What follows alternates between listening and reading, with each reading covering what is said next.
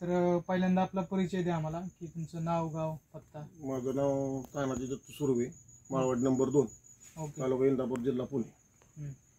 तर आता जे मालक तुम्ही आमचं वापरताय पावडर फॉर्म मध्ये, तर ते कधीपासून वापरताय? मग केळीला कधीपासून ट्रीटमेंट? आम्ही सुरुवाती म्हणजे 3-4 महिन्यापासून सुरुवात केली ती. बरं, किती प्रमाणात दिलं तरी? त्याचं प्रमाण त्यांच्या जे साहेबांनी जे सांगितलं बरं, त्या प्रमाणाने आम्ही 8 ते 10 किलो हा. वन टाइमला तुम्ही ऍप्लिकेशन केलं असेल, बरोबर? हो, टोटल किती बॅगा याच्यामध्ये आपण अप्लाय केलेली? त्याच्यापर्यंत 4 बॅगा गेलेल्या. 4 बॅगा केल्या. तर फरक काय तुम्हाला, म्हणजे असं काय वाटतं की महालाभच वापरावं? फरक पाहिजे, आम्ही पहिल्या वेळेस बी केलेला महालाभ वापरला होता, त्यात पण चांगला रिझल्ट भेटला ना. आता पण महालाभ वापरल्यामुळे रिझल्ट चांगला भेटला. रिझल्ट म्हणजे टनेज वगैरे त्याने चांगलं निघतंय, Quality, क्वालिटी, export बुंदा साठी वगैरे सगळा व्यवस्थित फुगते.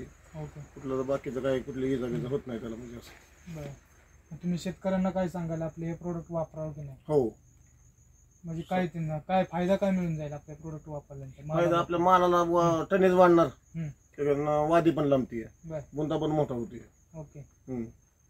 आमचे मार्गदर्शक जे तुमचे मार्गदर्शक आहेत, आमच्या हो. ॲग्रोसेलचे प्रतिनिधी, त्यांचं तुम्हाला सहकार्य वगैरे त्यांचा जवळजवळ 2 वर्ष झाले त्यांचं सहकार्य, 2-4 वर्ष झाले म्हणजे सहकार्य त्यांचं आपल्याला.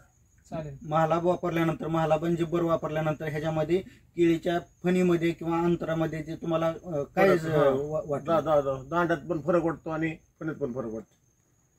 चालेल, ठीक आहे. थँक्यू, धन्यवाद.